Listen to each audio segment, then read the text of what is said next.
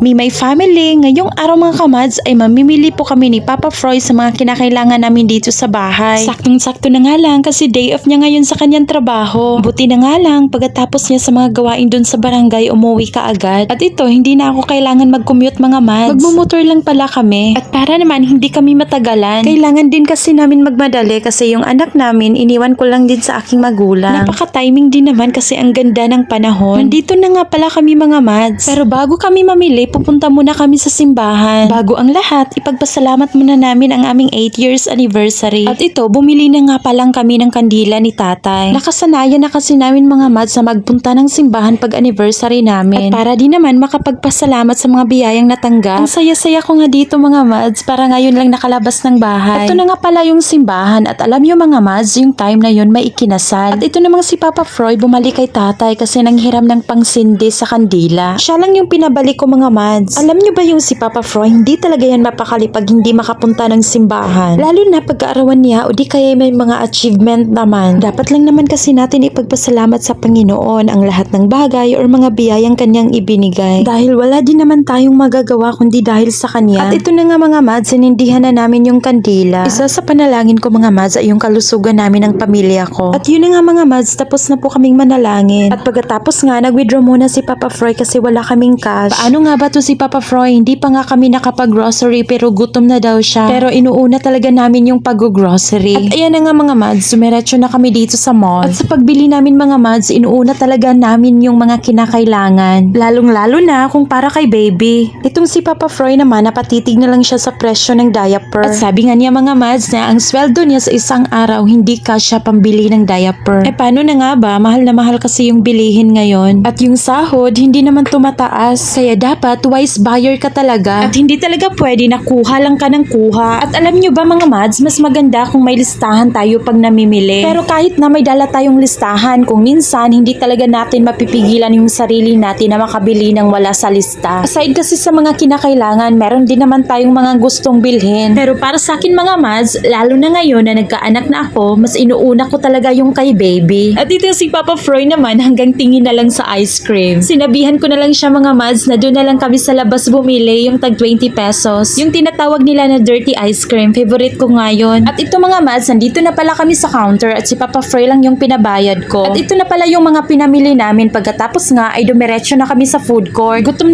na kasi itong si Papa Froy. Tignan nyo naman mga mads, parang bata. Ang sayang-saya niya na nandito na kami. Kanina pa kasi yan nagugutom. At ito na nga, nag-order na nga lang po ako ng fries kasi favorite niya yon. Isa lang naman yung binili ko at mag-share na lang kami. Bumili na din ako ng kanin at saka halo-halo. At ito na pala yung mga in-order ko na pagkain. Lumpia at nguyong lang naman yung binili namin na ulam. Medyo may kamahalan kasi yung mga paninda dito sa food court. At okay lang to, kami lang naman dalawa kumain. Kain nga po pala tayo mga mads. At yung si Papa Froy naman, hindi nagpapakita sa camera kasi ang laki ng subo niya. At dito lang muna mga mads, kakain muna kami. Salamat nga pala sa mga patuloy na nanonood sa aking mini vlog. Sa mga nag-follow at sa mga nag-share na rin. Yan lang muna, Me My Family.